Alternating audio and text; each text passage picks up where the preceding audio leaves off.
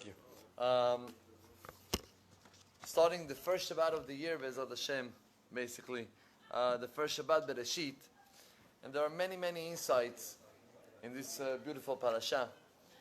But I would like to start with something that I heard it the other day and beautiful. Rabotai Chachamim are teaching us, Bereshit bara Elokim et hashamayim ve'et haaretz. The Torah is telling us, Habibi, whatever happened in Shamayim and in the Aretz, whatever happened in the earth and in the heavens, everything was created and is constantly being watched. Every single move that we do, it's already predetermined. Everything is already planned. It doesn't matter how much you're going to try to do against it, it's not going to help. Whatever was predetermined, halas, you're going to get it.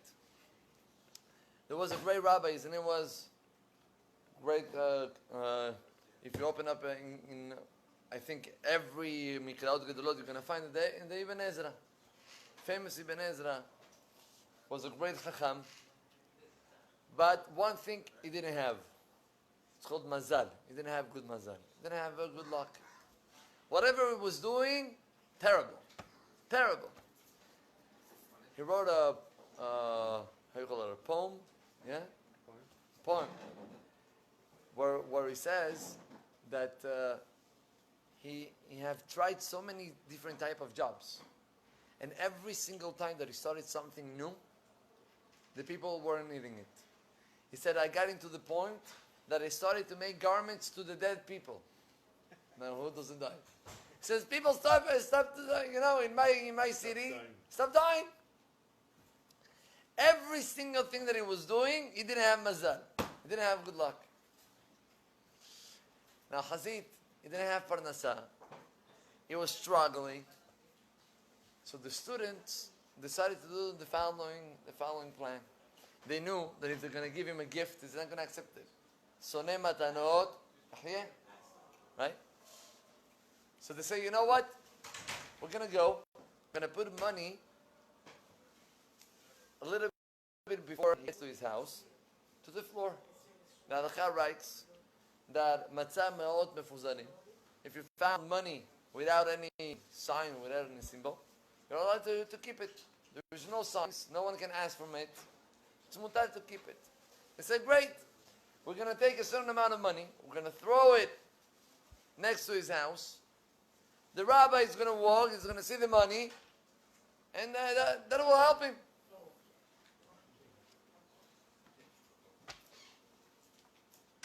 They put the money in the floor and they hide behind one of the bushes over there to see, B'ezrat Hashem, the rabbi is going to...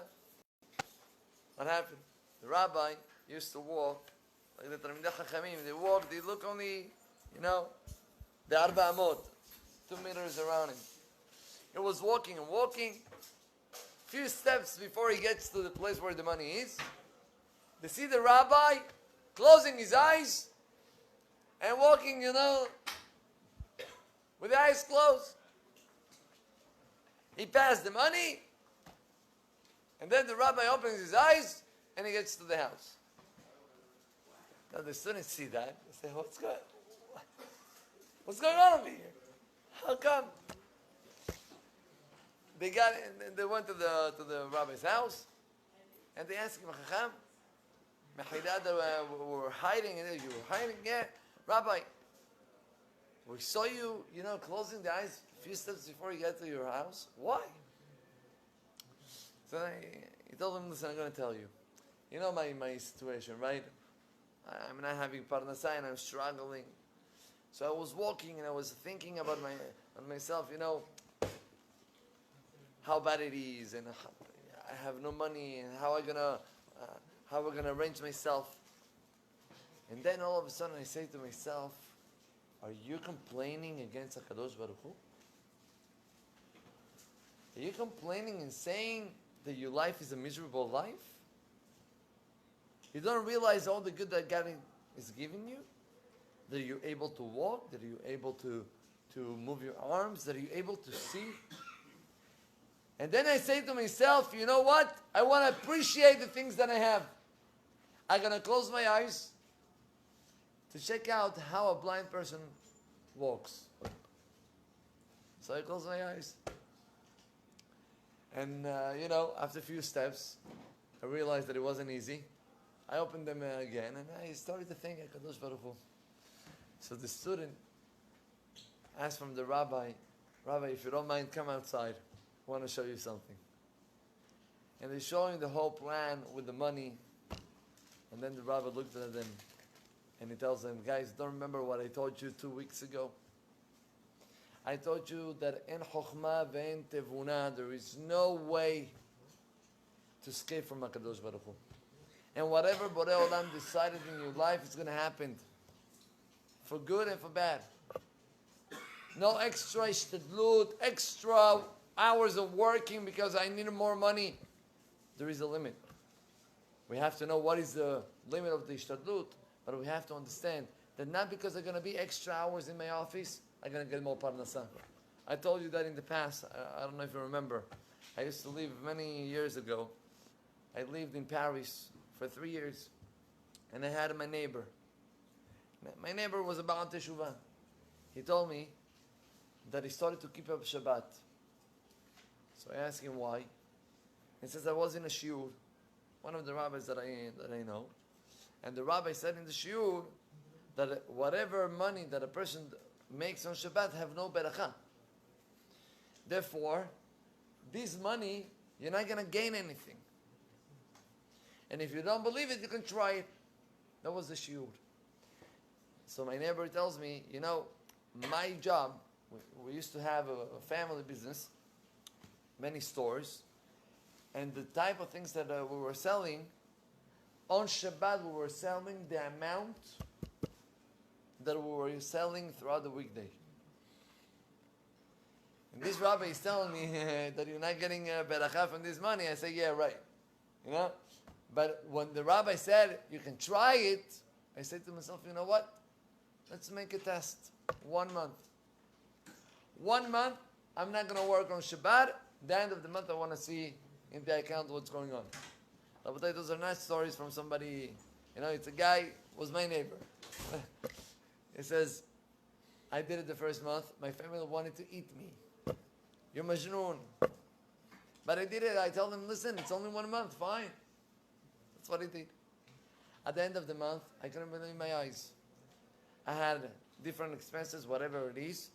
The balance, final balance, was the same as last month. I said to myself, I know why. I didn't have to pay this month this and this. Last month I did it. For sure next month, I'm not getting for it. And he did a second month. Same result. And he said to himself again, I know, I didn't have a dentist this time. Last time I had, well, whatever. Third month.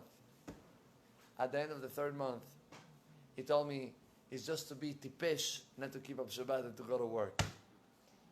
Why? I saw with my own eyes. The beracha of the money, there is only coming if you do it, whatever HaKadosh Baruch Hu asks from you. So yes, you can work X hours. But at the end of the day, where you're supposed to deserve, you're going to get it. That's one thing. But there is one more point that I would like to share with you today. The Torah tells us that HaKadosh Baruch Hu created Adam. Let me find the pasuk. Was it the 6th day? And then Borei Olam took Adam and he put him in Gan Eden. Right? He put him in how's it Gan Eden in English? Eden? How's it Gan? Huh? Paradise. Paradise. Oh. So he put him in paradise. Beautiful. Say Chachamim, what do you mean that he took him and he put him in paradise? What do you mean he took him? He created him in paradise. What do you mean he took him? Says Rashi, lekaho bidvarim. He spoke with Adam HaRishon. Listen, come, it's going to be good for you. Tfaddal, look what I have for you. Enjoy.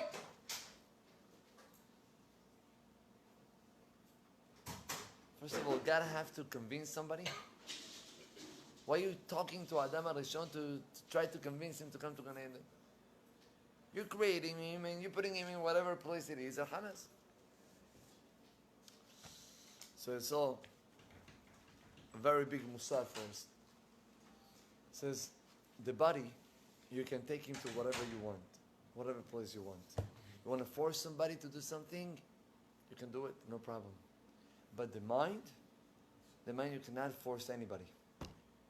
The only way to make a change in the mind is only by convincing him.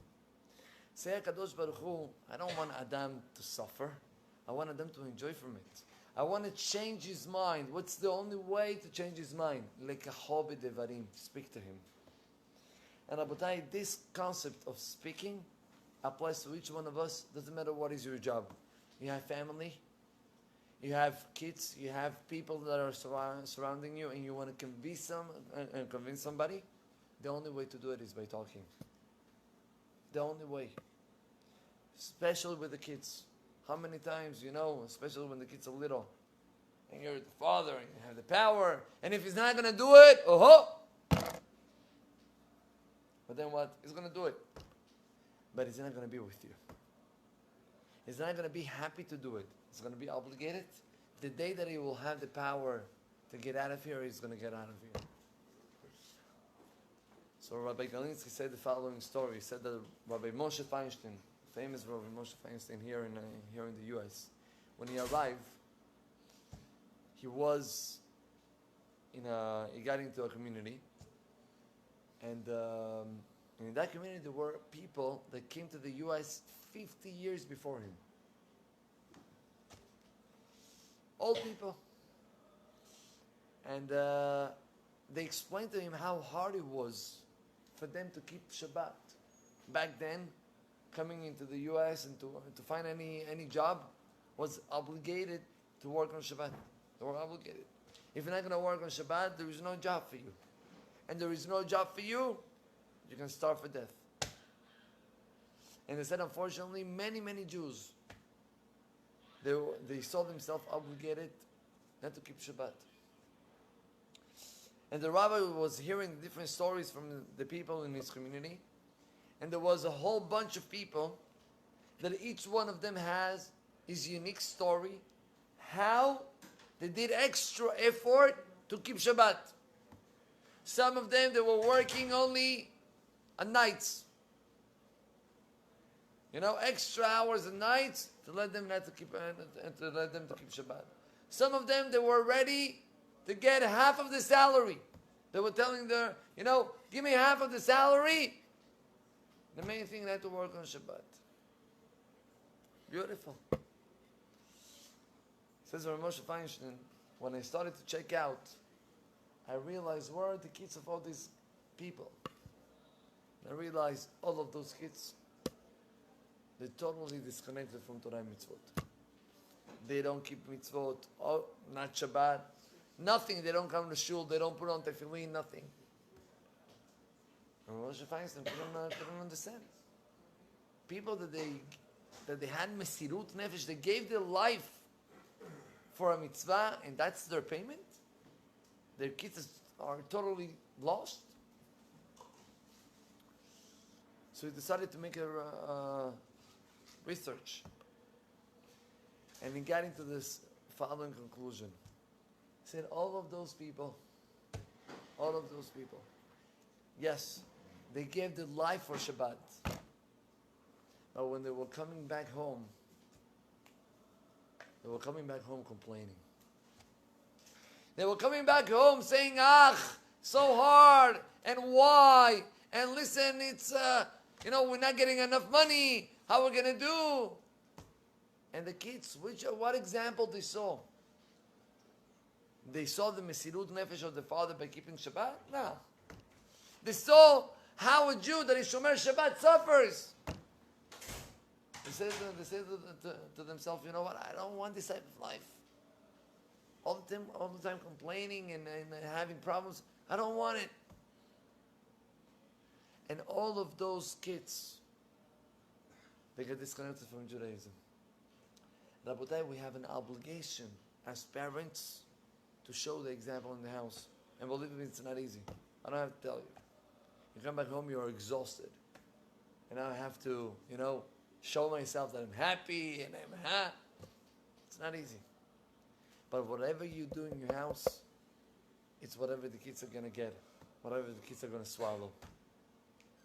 How much importance you give to certain things, the kids are going to swallow it. Hamavdil, sports. You can have kids.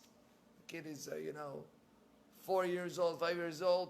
He knows all the names of all the, teams and how the sport works. And when there is a game, you see the kids screaming and yelling. What? Where do you get that from? From you.